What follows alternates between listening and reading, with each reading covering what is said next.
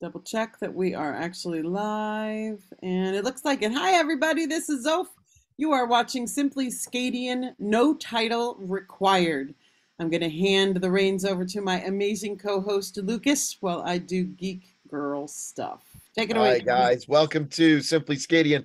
No title required. As always, the mission statement is to bring you those people from in and around the known world who are supporting us every day and may not have gained a peerage, may not be interested in gaining a peerage. And those are some of the most knowledgeable people we've come to find in our 3 seasons of doing the show. They know a lot and they are a wealth of information. And we want to bring that information to you because sometimes we defer to those people with peerages and we love those folks and thank you so much for doing your good work. But sometimes the other voices are just as valid. So we wanted to give them a platform as well. So before we get to tonight's guest, let me remind you once again, we do have the Facebook page where you can fill out a form if you know somebody or if you are somebody that you think we should talk to. So again, just because we're East and Mid doesn't mean that we want them just exclusively from there. We want people from all over the known world. So raise the bandwidth even if you can and get us some of our guests. In fact, some of the best people that we've talked to have come to us as suggestions from you, our audience. And tonight is no exception of great guests, I am sure. I am going to attempt this name. We've been talking about it for a while. So tonight we'd like to welcome Roberto, José, Alfonso, Cayetano de San Fernando, Toledo, Ruiz, Escalante. There you go. It was all right. It was all right. We'll give it a 9 out of 10. There we go. Yeah, I'm gonna say 7. I missed it in the middle. Cayetano. All right. Yeah. All right. And he's currently an armored combatant living in the barony of the Flame. He has been fighting since 2015, where he discovered a young SCH college group after moving to Ohio for graduate school. Mundanely, Roberto is a professor of sociology and owns a hobby farm with his spouse. They keep chickens, quail, sheep, and horses. His current project in the SCA is twofold. Develop a late 13th, early 14th Iberian persona, both in armor and in garb, as well as developing various classes on topics ranging from philosophy, fighting, and historical events. And we're going to get that all tonight. Welcome to the show, Roberto. Thank you for having me. I appreciate it. That was a wonderful intro. That was solid, top tier. You wrote it wonderfully. So. Well, you know. It's like he's a college professor. Yeah, exactly. Revise and resubmit, right? So. Yeah, I mundanely I teach public speaking, and every now and again a student will say to me, "You read really well," and I'm like, "If I didn't, do you think they'd let me teach the class?" Right. So, all right. First question: how did you find the SCA? Right. So I've been thinking about this. Way back 2015, I had just moved to Ohio from Puerto Rico. I'm Puerto Rican, born and raised, right? I grew up on the island there, spent 23 years there, did my undergrad in sociology and philosophy, right? Which is where that kind of medieval philosophy interest comes from. And I moved to Ohio State to get my graduate degrees. And while having, I think, ice cream or something with somebody who's currently active in the SCA in the barony of the Middle Marches, shout out to them over there in Central Ohio. They were telling me like, oh, I did this thing that you might like. You know, it's called the Society for Creative Anachronism. I did it. They did it in their undergrad. You know, you might be interested. There's a group here that's kind of new and they're doing it. It's called the College of St. Brutus. And I was like, heck yeah, what do I have to do? You know, do I have to send them an email? Like, I didn't know at the time like the proper vocabulary, right? So it was like, do I have to send them in character or something like in persona? Like, what does persona mean? But I sent them an email like, hey, I'm interested in joining the group. What do I have to do? I was stoked. I was excited. I had just finished reading all the Game of Thrones book the previous summer. So, you know, I was hyped, primed, and ready to go. So I joined their first meeting. I get to try armor on, and they hand me this thing of rattan with a basket belt on it, and they're like, "This is your sword. You get to hit people with it." I'm like, "What do you mean? This is a martial art?" And they're like, "Yeah, this is very much non-choreographed, live-action fighting. This is for real. Like we're doing this thing." And hook, line, and sinker, I was sold. Right? I started fighting early September, armored combat, and then by December, I was an authorized fighter. A few months later, I went to my first Gulf Wars, like, you know, 0 to 100 really quickly. So that's how I found it. And ever since then, it's been one heck of a loving relationship, to be honest. Yeah. Did you have any martial interests prior? I mean, what we find a lot of times people are like, well, I did martial arts or I fenced or, you know, whatever. Did you do any of that before? Was that your first experience? Officially and unofficially. I unofficially played with swords with my friends growing up. Uh, but officially I did do martial arts. I did Taekwondo for a while, for about 10 years growing up as a kid, and then I stopped for a while because you hit a teenager stage and you want to do anything else. And then I did it again for like 2 years before moving out to Ohio. So yeah, that's my main thing, of focus of, martial arts. I also shadow box to Ip Man movies, like Wing Chun. So, there's that embarrassing yet relevant And detail. skills. So, that's where I'm at. So yes, formally and also informally. Cool. I'm going to shout out the chat real quick. We have some people in the chat, and individual by the name of David Cooper. Hi, Mr. Cooper. How are you? Referred to you as the king of the goobs. The king of the goobs, man, that guy. So David, SCAdian named David on Instagram. Looking at you, man. He's a fighter in our local fight practice in the Barony of the Flame, and his sense of humor is wonderfully New Jersey, because that's kind of where he's from, right? He has that we have that back and forth banter. You know how it is, right? And yeah, he's a goofball himself. Don't let him fool you. Yeah. But no, the SCA has been really cool. It's been really welcoming. And it's also been a space where I've done a lot of growing up, and I really appreciate it, because fighting is a lot of fun, right? But the first few years was, fighting is great, this is wonderful. And then over the past few years, it's been like, all right, how do I treat this as a martial art, right? And many of our top fighters in our society, both in the East and in the mid, and everywhere in between, the top fighters treat this very much as a martial art, right? Details, orientation. How do I approach this mentality, right? What is its proper technique? How do I teach this in a way that makes sense to anybody, right?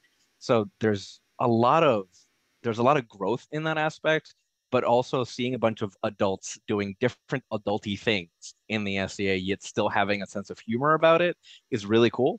Because I grow up and I'm like, I can still be a goofball, right? And everybody's like, yeah, we like you as a goofball. Please continue being a goofball. And I'm like, heck yeah, because I like being, goofy and punny and making terrible jokes, and, also fighting and also being serious when I need to be. So it's shown me this really cool, kind of complicated, complex way of being that I really appreciate. I have to interrupt real quick. Y'all see me yawning. I'm sorry. I'm just really tired. It's nothing to do with Roberto. He's fascinating. This is awesome. I'm just sleepy. Pardon the yawn. No, that's fine. You can call me Lord Benadryl. It's all good. So where does the nickname Roberto some Spanish come from? um, so the story is, when I was figuring out my persona, right, there was that question. Right? What is your name gonna be? Right? Do you want a completely different thing? What do you want? Right? And I was actually kind of going back and forth on my persona, back and forth on it. I was like, I don't know, because I like kind of Viking-y Finnish stuff too, or or what if I did this other thing? I didn't want to be, Germanic, because I didn't jive with that. No, people do it really well, just not for me, right? And then I realized, hold on, I speak Spanish, I'm bilingual.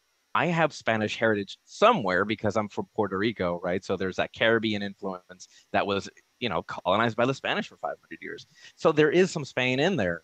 Screw it, let's do that, right?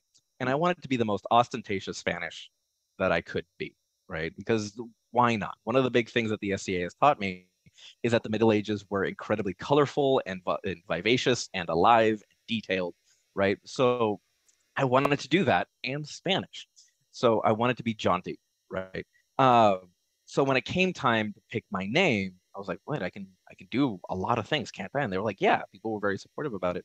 So I was like, I'm gonna push this to its limits and see how far I can go without somebody going, all right, put some back, right? Like, you've taken too many names, put some back. So I got, my full name, Roberto, José, Alfonso, Cayetano, Fernando, Toledo, Ruiz, Escalante, right? I've had some practice. So at some point, I was talking about it with the now lady of my household, Lady Ilis of Stone, and she started laughing, and she was like, "It's like Roberto, some Spanish." That like, and that kind of stuck, because after that, many people from our extended household and then people in the SCA generally, whoops, I hit my camera there, started just saying Roberto and some Spanish because there's so much Spanish name, to the point where the box where I keep my armor in has my name on it that my spouse calligraphied on it on the lid, and it says Roberto, etc. on it. And it's been kind of a confluence of jokes and sense of humor and people goofing off about the fact that I have a long, ridiculously Spanish name, right? And that's kind of been how it's gotten together. It's been people just delighting at the fact that that exists and that it's possible. Because why not? That's I have the opportunity. Let's take it. Let's have some fun with it. So where did you pull all those names from? Did you do Ooh, research into your own background, or were they like from other sources that you just happened to like? great question. So a bit of both. There's in each name has a particular meaning to me. First off is Roberto, which is my name. But the second name, Jose, is actually the name of my maternal grandfather, who unfortunately died before I moved to Ohio. I was gonna be named Jose as well after him, but then my parents chose Roberto. So that's the second one. Uh, Alfonso comes from Alfonso X, right? Alfonso the Wise, who is one of the more famous leaders in kings in 13th century Spain. Uh, Roberto Alfonso Cayetano. Cayetano comes from an Puerto Rican author, Cayetano Col y Toste. He wrote a lot of Puerto Rican literature, one of the more influential authors of the past few hundred years in Puerto Rico. De San Fernando is a kind of an alteration of my patrilineal last name, or my patrilineal surname, excuse me, Fernandez, right? So Fernandez means son of Fernando. So I just kind of changed it up and made it a little Catholic, right? Put San Fernando. Cayetano, Roberto San Fernando, San Fernando. Toledo is one, just I like the name of the city. Spain. It's a Spanish city, particularly famous for sword making and armoring, right? If you've heard of Toledo steel, that's a really big deal. During the Reconquista, Toledo was one of the cities that actually gave a lot of the Iberian kingdoms their weaponry, because their sword making was particularly top notch. Ruiz is more of a common last name that I think would just kind of fit. It has a little bit of a transitional kick there.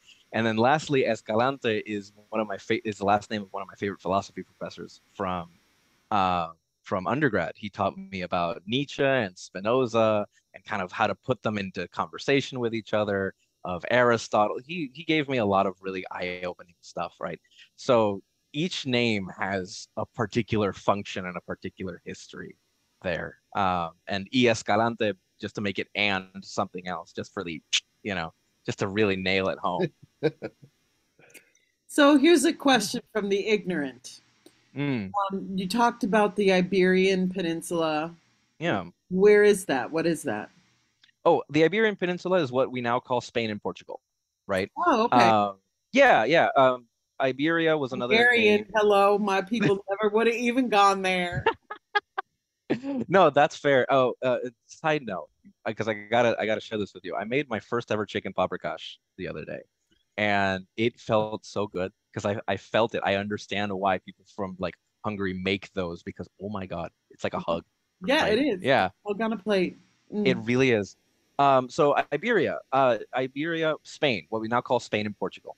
Back then, back in the end of the 13th century and beginning of the 14th, we're smack dab in the middle of what was afterwards called the Reconquista, right? At the time, they didn't call it the Reconquista. That kind of came as a little bit of a nationalist project in the 19th century to kind of say like, oh no, this was always ours, right? The Moors just kind of came in and took it. Yeah, that's not how that worked. The point is, in the 8th century, the first sort of series of conflicts started amongst the Catholic kingdoms against the Islamic caliphates that were in the area that controlled the majority of that peninsula. And over the centuries, you would have expansions from the north to the south, slowly eroding away at the caliphates for a number of different reasons. But there was a lot of conflict, particularly in the 13th century, right? There was the taking of Seville and Valencia, right? Two big important cities. the turn of the 14th century happens, we don't see a lot of expansion south, but a lot of the Catholic kingdoms expand into Italy, into the kingdoms of Italy, and things would remain not stagnant, but comparatively stagnant until 1492, when the Kingdom of Granada, the last big kingdom in Iberia that wasn't Catholic, formally surrendered. King Fernando and Isabella walked in, took the gold, funded the expeditions into the New World, and here we are. So that was a very quick and dirty explanation of the Reconquista, but that's what I want to kind of place myself in, right? From a persona perspective, it's very intriguing to me what it's like to be on the tail end of the sacking of, say, Valencia and Seville, but before any other major conflict. I think that's a very interesting transitional time, especially because in the early 14th century, the Knights Templar was dissolved. And while the Knights Templars had a lot of action in Jerusalem and kind of that, Western Asia area, they also had a lot of action in Iberia, what is now Spain, because they were seen as being helpful. They were staffing a lot of the fortresses that the Catholic kingdoms made and kind of kept going in the border areas. So when that was disbanded by order of the Pope at the time, a lot of those fortresses became empty. So now what? Now what do we do? There are these borders, they're there, they're going to move a little bit over the next few decades, but what changes? What is the social political structure? What's going on here? And that's a really cool kind of transitional point that I'm very interested in. Okay, so then Yeah. I guess that kind of leads to my next question is that, so you come into the SCA, we all Yeah. come in our own way, and then now start to figure out like, okay, persona and whatnot. So obviously gateway drug is fighting. You're like, Yeah. okay, I get to hit people with sticks. And now you've sort of built this persona. Where do you start attacking the persona from? Did you go right to like, okay, well, now I have a time period and I have a location and whatnot, so I'm going to start doing my armor? Or did you go more into that like socio-political, like, here I am, I do sociology, I do philosophy, so was it academic or was it martial to kind of go, or did you do both at the same time? A little bit of both at the same time, but if I have to really be honest about it, it was martial first. I really like the fighting aspect. It's a lot of really good exercise. It's also a lot of fun. It engages a different part of the brain than my work does, so that's really nice and feels good and it's gratifying in that way. Um, I also really just like the idea of what those people looked like in armor. I think that armor looks particularly cool. I like the chainmail and the surcoats. Really like surcoats, man. Like, give me a good fancy surcoat. All over that. I'm all over that. The other day I saw somebody wearing a brigandine, so the coat of plates with brocade on it, and I'm like, oh, that's love it. So that's where I started. I started with the martial stuff, and then thankfully, I was like, all right, what else do I not know about this? And I kind of kept going. If I really had to summarize it, the SCA has been a wonderful effort in unlearning a lot of things from history, right? Just unlearning about what medieval culture actually looked like, what people were concerned about, what people wrote about, what people ate, what people talked about. We have this erroneous, I would say, image of what the Middle Ages was like, and it's cool that the SCA is a space where we can learn that, like, hey, it's actually a lot more complicated and a lot cooler than you think. And people didn't wear just brown leather all the time, which is nice. So that's great. And all of these things that kind of contribute to showing how people were actually like alive at that point. It goes from a passage in a book to just thinking about people in a way that's they're very much alive. To give you an example, we used to do equestrian, my partner and I, or equestrian activities. And one time I was cleaning a stall in a tea tunic, in hosen, and my boots.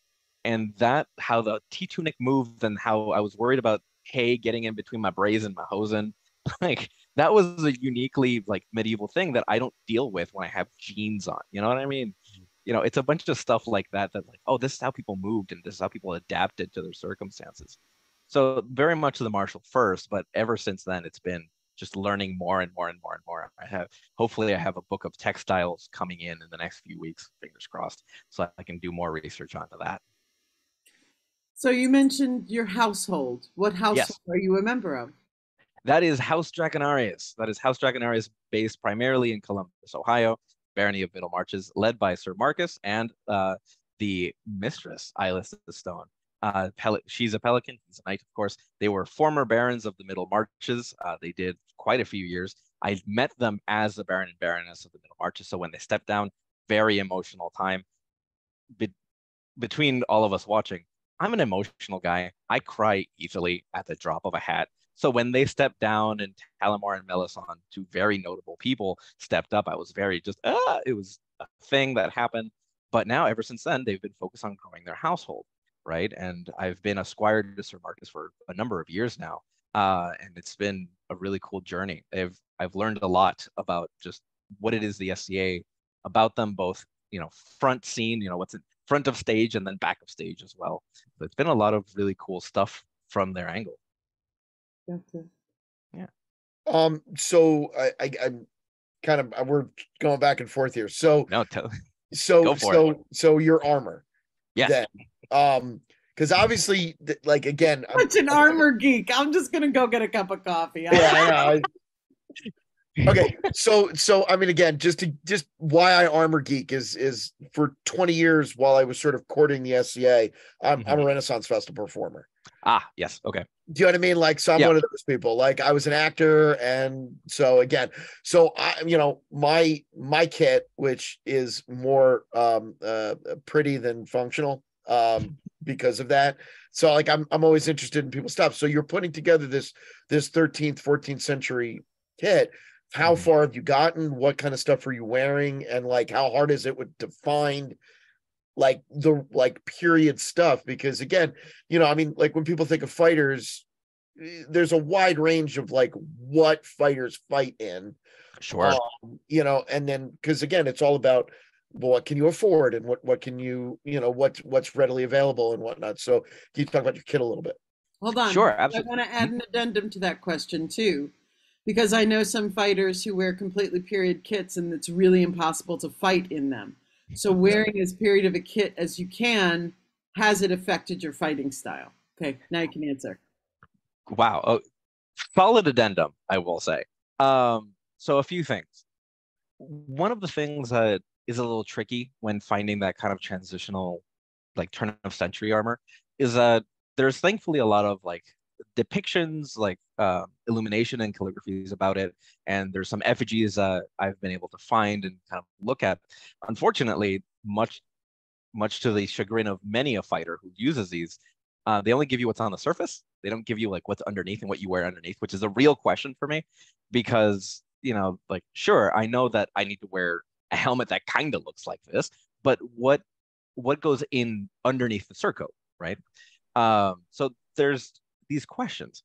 Currently, I'm wearing. Oh, I should say before I continue, I had more of a kind of mid 14th century kit, and then unfortunately last December it was stolen. So I've had to kind of start a little bit from scratch. It's been a giant bummer, mitigated by two things. First off, it was mitigated by the fact that I had a savings account and I could buy a new helmet right off the bat. So, my bank account took a hit, but I have a nice helmet out now. So thankfully, very grateful for that. And two, a lot of people have come up during tournaments and stuff like that. A lot of people from different ranks, of different styles, of different walks, who have all been like, hey, can we help? Is there anything that I can make for you? Is there anything I can help you out with? So just really thankful for that. And I wanted to make sure that I mentioned that, because people have been incredibly supportive and I really appreciate that. So armor. With that, from the top, we have what's called, are you familiar with what a cervellera is by any chance? Okay, so it's a helmet that kind of looks like that, but cervelleras are a little bit more rounded at the top. This one is starting to have a point, so it's kind of that mix between cervellera and bassinet, right? So it's that kind of proto-bassinet style, so it has the chainmail up to here and a faceplate and all that jazz, because that's the rattan convention that we have. But very chainmail here, right? So it looks like I have a little bit of a coif going on. I have chainmail standard for my gorget, right? So there's that, gorget, and then with chainmail drapery over top. That way, when I take my helmet off, I don't look like I just have a plain gorget on. right? I try to look the part a little bit, even with the helmet off, which is quite nice. Currently, a lot of my chest and arms is very much hidden. My goal is to have very hidden kind of stuff for the torso, because typically what it would be at this era, it would be, gambeson and chainmail, or just tunic and chainmail, because that's what you got, right? Iberian, like Spanish armor was about 100 years behind compared to the French and the Germans. So, whereas in the early 14th, a lot of French and German folks are already experimenting with like brigandines and stuff like that, we're still kind of catching up, right? So my ultimate, currently I'm fighting with just a tunic on, fighting tunic with hiding everything. But my goal is to put a chainmail hauberk over top, and then on top of that, really nice surcoat. I have a pattern, very excited to bust it out. So very excited for that. As far as leg protection, I found in some illustrations, instead of a full kind of hose, like padded hosen, it's kind of like a 3/4 sleeve. So it would go from your hip to just past your knee, right? And I spoke to some folks who do more quilted armor type stuff, and I said, hey, this is what I'm looking for. They looked at me weird, and they're like, all right, sure, we'll do it, man. And I've been able to make that work with, hidden knee cuffs and hidden thigh protection as well, because I don't mind bruising, but I would rather not personally, if I could avoid it. So we have that. And then at the bottom, we have we have greaves. These greaves are leather splinted greaves. So leather primarily, and then metal splints on the inside. And then lastly, period fighting shoes, right? These shoes, as close to period as possible. I did put a lugged sole on the bottom for some traction, but we'll just keep that between us. And that's the main thing. So to address your questions, though, how's, in your approach of a period kit, how has it changed your fighting? What's interesting is that it gives you an appreciation for just how thin armor was, because chainmail can be chainmail, right? It's hefty, it can be hefty, but it's not super thick metal, you know what I mean? And then the padded cuisses, they're padded, and if I'm fighting with an actual sharp sword, they will probably stop a cut, but a solid spear shot is going to go right through it, presumably, right? With the right opponent, with the right angle, everything going well. And then the chainmail, that doesn't stop the impact of blunt weaponry, which I can definitely feel, right? So it gives you a sense of like, wow, it's just really me out here, and armor does work, don't get me wrong, right? Having some armor is better than not. So for example, when dealing with slashing weapons, I feel a little bit safer with something padded that has layers to it, right? Or a chainmail that can stop something that's a little bit more that can puncture me, or can try to cut me, which is nice. So armor works, of course, right? A heavier helmet, my helmet weighs about 13 pounds, I have really good padding inside, really nice padding, but also the weight of the helmet helps dent the blows and dull the impact, the force transference. The biggest thing to really get at your questions, though, is the footwear. That's what gets me, because it gives me a sense of just how far along shoe technology has gotten in the past 700,000 years. Because I wear lug soles, and that's kind of it. I do have a little bit of a sole in there, right? But I don't have really cushy padded stuff. I like that feeling, because when I'm walking on the ground, I can feel the ground undulations under my feet. I can feel the twigs if I step on them. I can feel, the rocks or the concrete if I'm fighting indoors. I can feel a lot of these things, and it gives me an appreciation of just how taxing fighting is, right? Or fighting was back in the day. Fighting is nowadays, it's tiring, it's fun, it's exhausting. But we go to a chiropractor, or we get a massage, or we sit in a hot tub, or we massage ourselves. We have muscle, what is it, icy hot, all that stuff.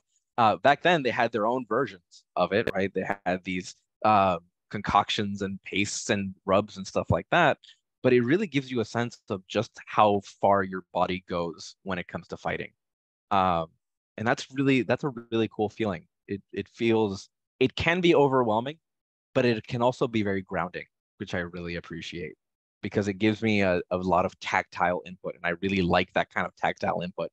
So I like feeling the ground underneath my feet. I like feeling the armor as it kind of swishes and moves around me. Or if somebody hits me with in my like under in my hidden chest protection, I feel the impact and that kind of tactile feedback that I get.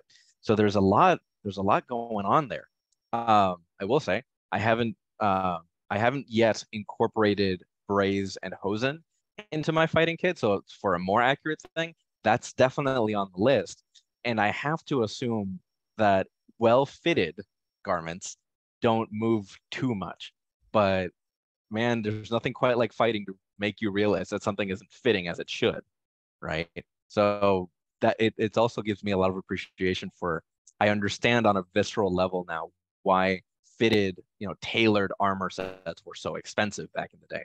Yeah, I get it, especially when this is the line between life and death for many people.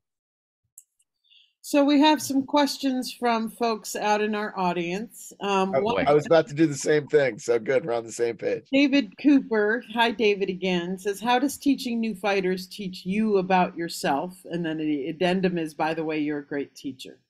Oh, he's a very sweet guy. I like him a lot. He's wonderful. That's a really good question, actually. So teaching new fighters, one, it forces me to really think about fundamentals just all the time, which is really nice because that means I have to go revisit them over and over and over again, which is good. But it also exposes some of my own biases, not just biases about like ability or anything, but more biases about how to move your body, right? That kind of kinesthetic bias in the sense of, yeah, you just rotate this and do that and do the other thing, and that's fine. That's how you do it. And then there are people who are like, I've never moved like that before. Okay. That really gives me a sense of, all right, I need to actually break it down further. I like to ask new fighters, all right, have you done any sports, anything that can allow me sort of that common language? So recently in the Barony, we have a new fighter or a new prospective fighter. She's really like enthusiastic about it, and she's kind of really making a lot of progress. But she's needs to take it a little slower, and that's okay because she's just never done this level of physical activity before. So we're having to do a lot of really basic exercise. How do you turn your hip? How do you stand? Where do you put your feet in relation to your hips, in relation to your shoulders? How do you hold the sword? All of these things that kind of force you to acknowledge, like, oh, some things that you take for granted aren't actually as immediate to people. I'm sure that whenever you teach people, Zoph and Lucas, whenever you teach people about how to project, right, or how to memorize a line or mnemonics and stuff like that, some stuff is like, yeah, we just do it like this. And then you go, oh, wait a second, that's actually not super common, right? And it's that kind of thing, which is really, really interesting. It also, not gonna lie, and because David asked this question, like I know that he's excited to hear the answer. Part of it is also very psychological to me. Fighting to me is more psychological than physical. Anybody can throw a rattan shot, can slap at you with a piece of rattan, right? But to have good technique, that's really the cerebral part, right? And then underneath that, there's also all of these psychological barriers that somebody may have, right? When learning about fighting, it's not just fighting, it's also the fact that you're aggressing on somebody and somebody's aggressing on you. You both agreed to do it and you both saluted and you both signed the waiver. Everything is down pat, but there's still that visceral feeling, your lizard brain going, oh boy, he's coming at me or they're coming at me, right? So how do you deal with that? And that's always a really fun conversation with folks. It takes a gender dynamic, of course, right? And then it also just takes a dynamic of like, have you ever had anybody move at you in a intentional kind of aggressive manner before? And for some people, regardless of gender or identity or history or background, they haven't. And that's a visceral feeling. Right. Yeah. I remember when I was starting to learn how to fence, and the person who was teaching me said, so what kind of fighting have you ever done? And I said, street fighting.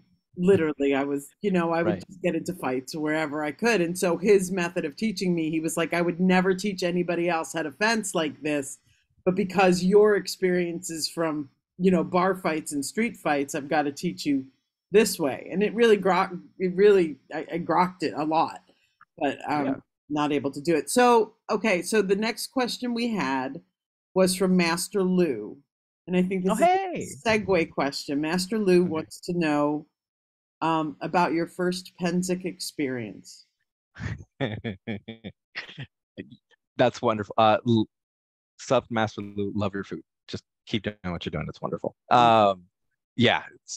My first Penzic, it was in a nylon tent, and my household camps at the Dell, right? So up the hill, um, which is wonderful because we have the shade of the trees. It's quite nice. You know, it's a really good spot. But my first Penzic, multiple things happened. One, I realized just how hot it was, because wow, early August is intense. Two, I realized that I shouldn't take naps in a nylon tent in the middle of the day. That was a mistake that I did. I got woken up by one of the members of our extended household. She was like, "Hey, Roberto, you should wake up from your nap and get out of there." I was grumpy. I will admit that was my fault. I was grumpy at her. I'm like, "You interrupted my nap."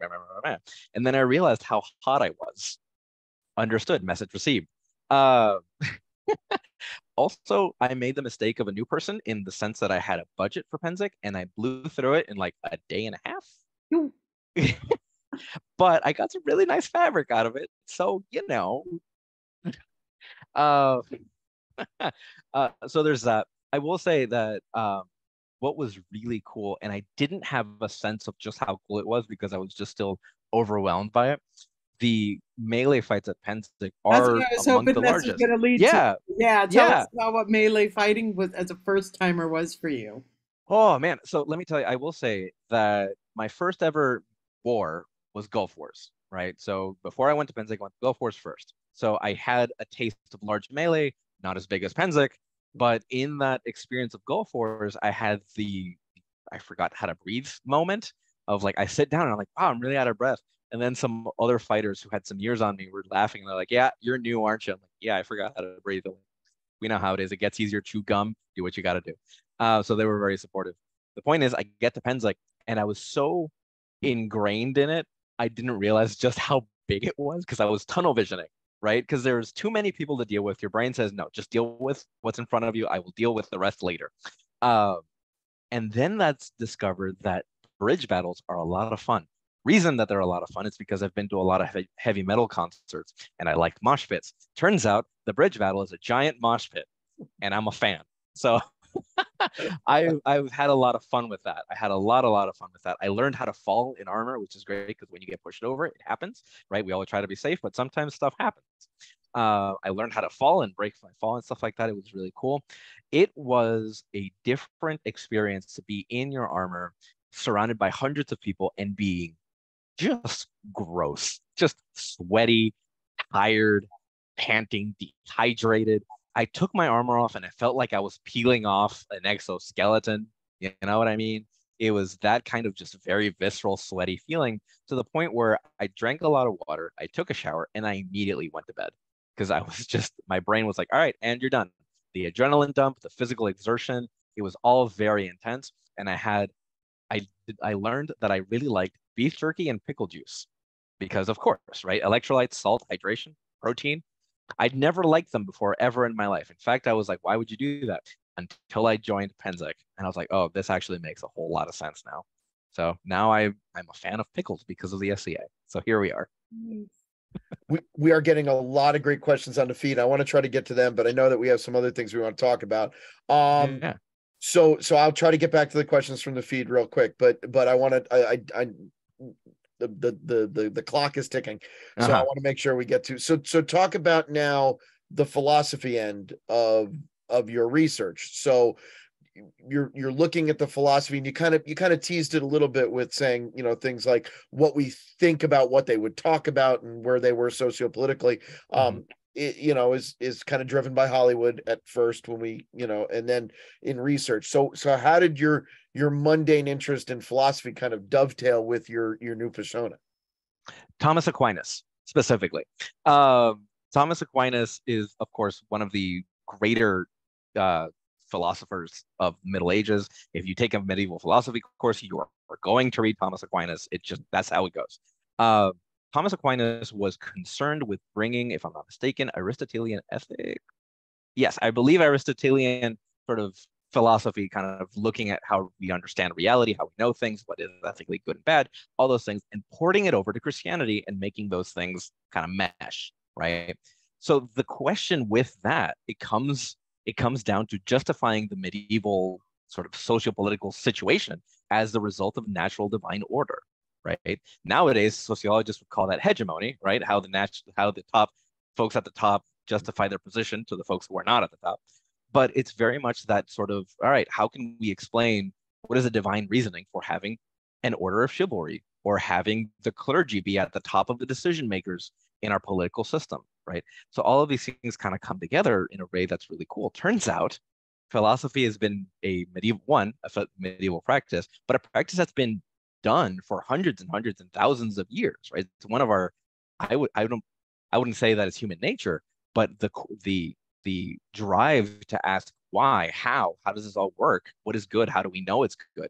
All of that stuff is present throughout various human civilizations, to the point where I'm actually very ready to argue that most cultures in the SCA have a philosophical system, but maybe they're not recognized in the Western philosophical canon or whatever, but it's all there, right? Even you Norse folks, I'm looking at you, they all had questions about, what is the right way to behave? How do I best be a house guest, right? How do I talk about politics? Where should we discuss politics?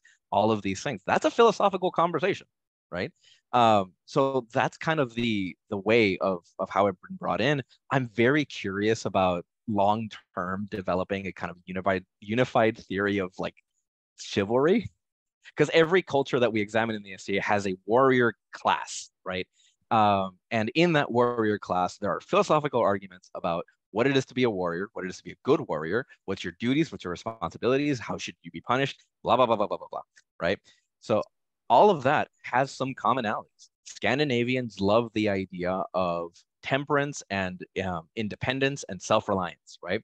The French love the idea of exchange, of material exchange, right? Of duty, of nobility. The Spanish love the idea of being temperate, kind of like the Scandinavians, and also having that material relationship with one another, that gift-giving thing. In fact, there's this author, Ramon Llull, who wrote the book on the Order of Chivalry, late 13th century in Spain.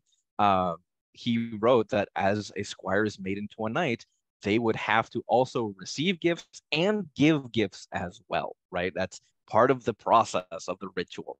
So that idea, there are some common lines being kind of built throughout the rest of Europe and Scandinavia. And this is very much a Eurocentric thing, right? I haven't even touched on indigenous folks. I haven't even touched on African, the various African kingdoms that exist in period, and there are many, right? And Central and East Asia. So, there's a lot there. There's so much there that remains relatively unexplored.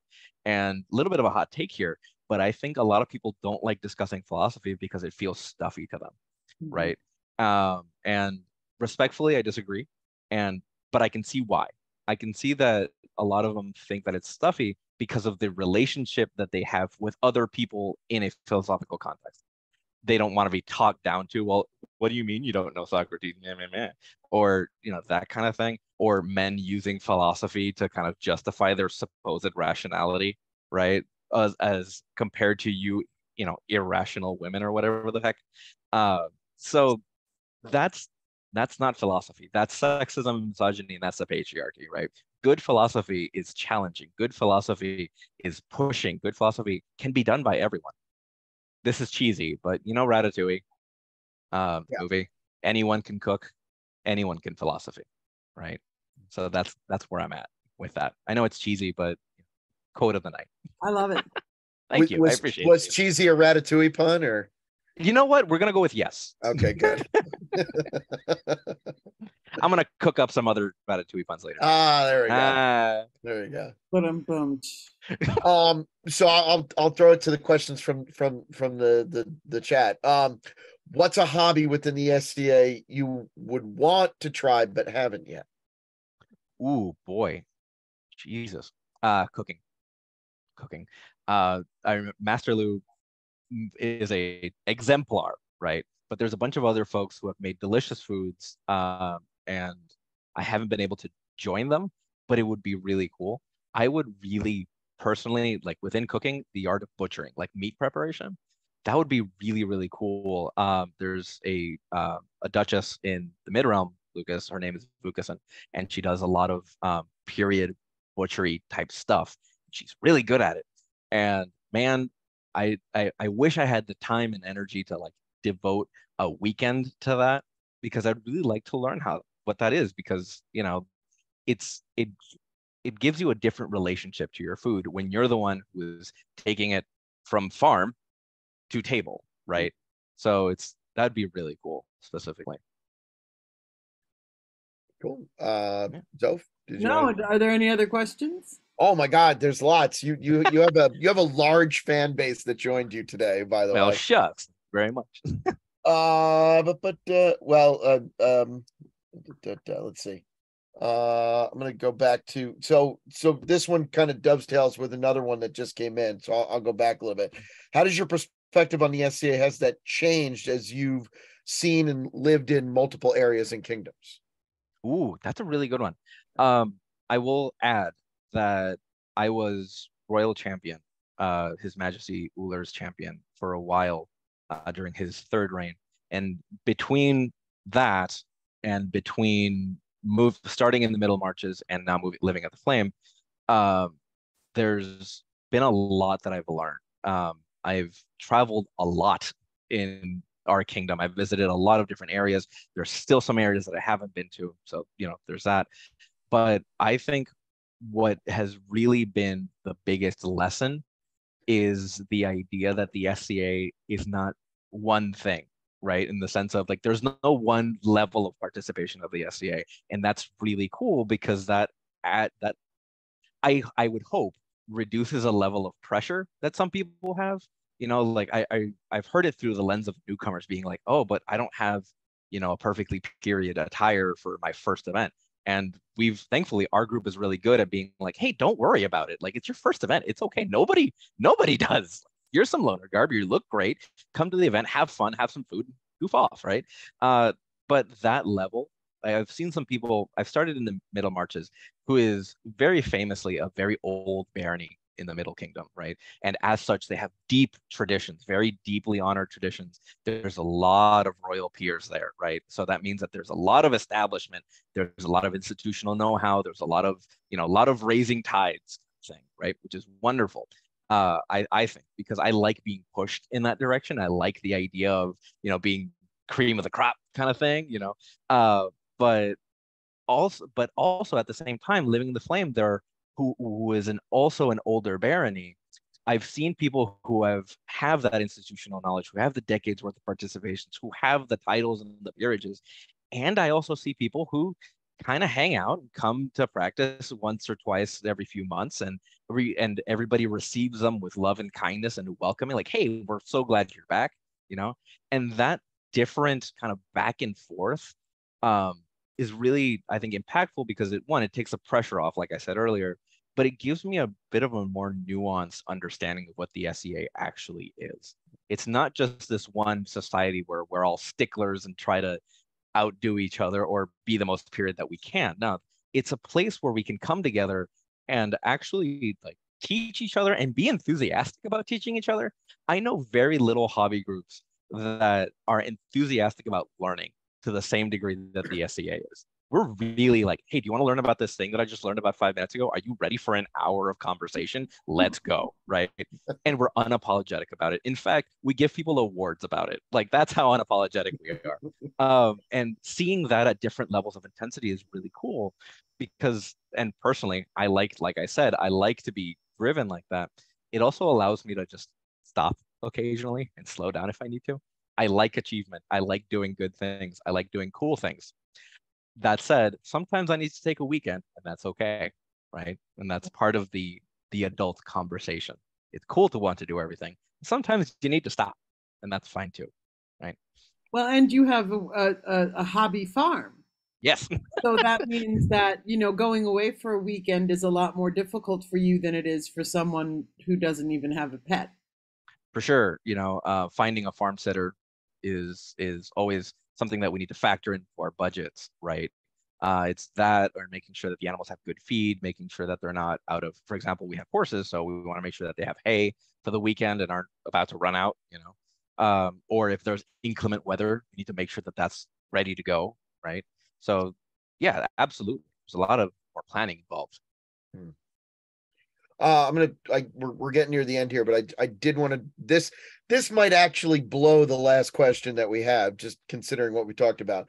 But it's kind of a follow-up, I feel, in some ways to the you've been around a lot of different types of people, but also your kind of your intense interest in chivalry. Is somebody asked how we could how can we change the idea of chivalry to something that also embodies diversity, equity, and inclusion, as and as they put, as chivalry does, but typically it's not associated with that. Right. I think we need to have a much more informed conversation about what chivalry is, to be honest. Because there's chivalry in period, right? Like the classic understanding of 13th and 14th century chivalry that comes from the French, the Germans, right? The English, so on and so forth, right? What we perceive chivalry to be in our modern period, right? And then also, how do these things kind of come together, right? In period, chivalry wasn't about necessarily being nice. It was about being courteous, hospitable, and also going to war when you need to, right? Sometimes you need to fight somebody, and that is your chivalric oath. Like knights pledge their sword in service of a king, right? Or service of a crown, to be more accurate. So when we marry those concepts, we see, I think, some things that we're not doing in order to the end of that promote diversity, equity, and inclusion. And one of the things that I think we need to do legitimately is to be vocal about it, right? There's already a group of folks being vocal about like, hey, these things are not equitable. These things are unjust. We need to deal with XYZ thing. But then there's a lot of people who treat the SCA as a hobby, which it is, but as a consequence, don't want to rock the boat too much because, man, I don't want drama. I deal with work stuff all day. I don't want drama. I don't want to deal with it. Except that you're already dealing with it by not dealing with it. You know what I mean? So there's that issue there. Thankfully, I've seen a lot of people use their positions of relative power to speak up and say like, hey, no, we need to create established systems, right? Structures in the SCA that promote and maintain equity and inclusion as a practice, not as a byproduct, right? So there's already people doing that. And what's been really helpful is that I've actually been able to see displays of the marrying of medieval chivalry and modern chivalry together in a lot of grassroots level efforts, kind of like the local group level. So, for example, maybe we don't in the SCA have a solid, super fluid, efficient anti-bullying policy, right? There's things that we can improve. But at our group level, we have people who are absolutely like, no, these are the person's pronouns. You need to respect them or get the heck out, right? Or, hey, this is how we fight safely, and this is how we don't fight safely. And if you can't divorce yourself from the not fighting safely, you need to really reevaluate yourself. Or people teaching about like, hey, the SCA wasn't, or not the SCA, excuse me, Middle Ages, excuse me, the Middle Ages wasn't all white. And these are some of the figures that are really important to history that we need to look at. So a lot of grassroots efforts are happening. And I think being a chivalrous person means, one, being courteous and establishing like, no, these are the people who have a right to be here just as much as we all do, right? Being welcoming, saying like, we need to provide a safe space for these people so that they can come in, for people who aren't, cis white heterosexual people, right?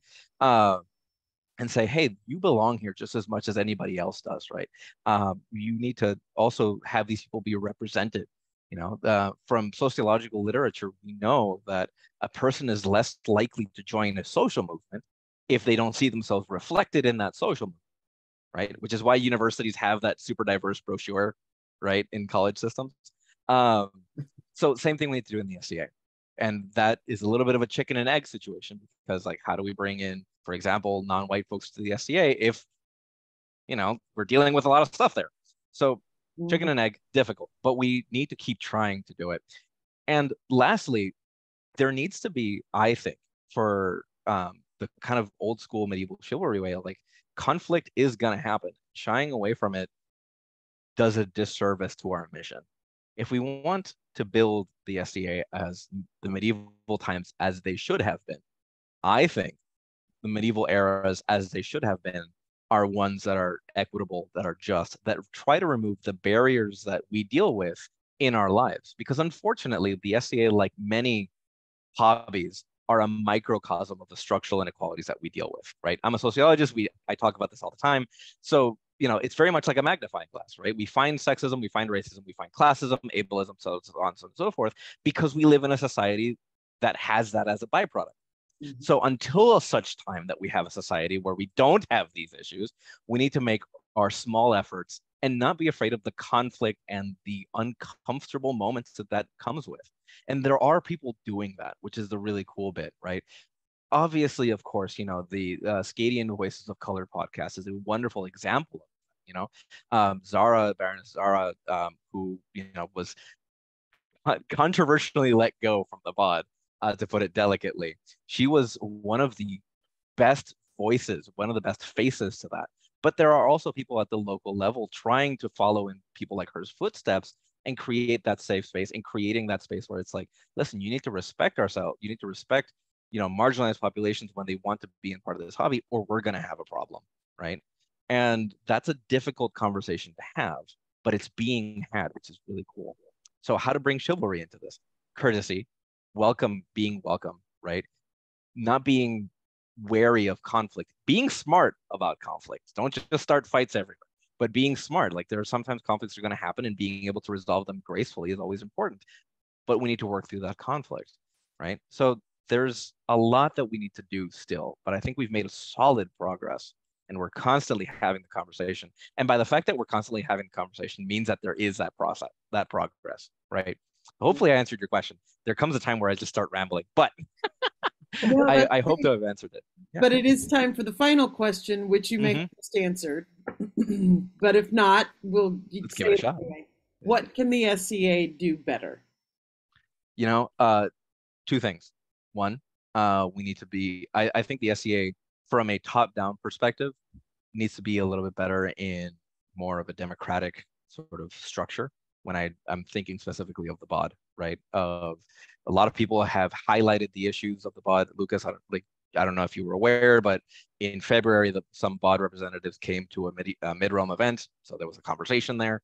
There were a lot of people who came up with a whole hey, we don't know how to communicate with you guys because whenever we try to, we get nothing back. So two-way street here, right?